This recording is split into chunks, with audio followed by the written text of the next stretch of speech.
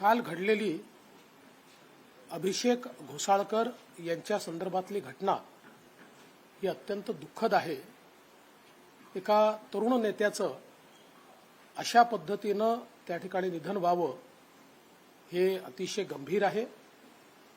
एकूणच या प्रकरणाला काही लोक राजकीय रंग देण्याचा प्रयत्न करतायत, ते देखील योग्य नाही। ही घटना जरी गंभीर असली तरी देखील अगदी 2024 मध्ये ज्यांनी गोळ्या घातल्या ते मॉरिस असतील किंवा अभिषेक घोसाळकर असतील, यांचे एकत्रित पोस्टर्स हे आपल्याला पाहायला मिळालेले आहेत। वर्षानुवर्ष ते एकत्रित काम करताना आपल्याला पाहायला मिळालेले आहेत।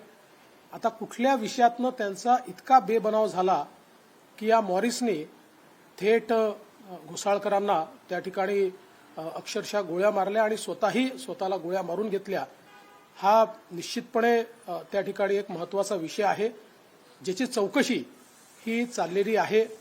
बऱ्याच गोष्टी पोलिसांच्या लक्षात आलेल्या आहेत, त्या योग्य वेळी आपल्यासमोर उघड करण्यात येतील। त्याची जी काही कारणं लक्षात येत आहेत ती कारणं वेगवेगळी आहेत।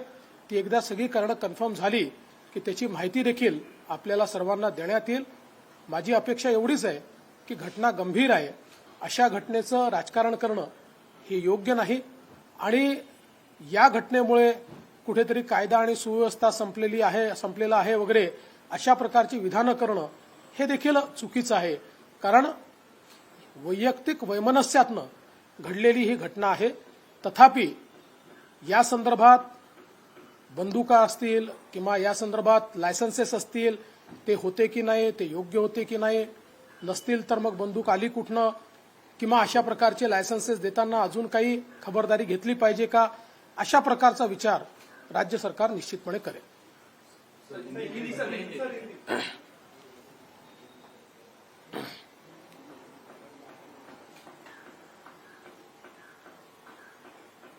कल यूबीटी के नेता अभिषेक घोसाळकर, इनकी जो हत्या हुई और हत्या के बाद जिन्होंने हत्या की वो मॉरिस, इन्होंने भी अपने आप को गोली मार ली।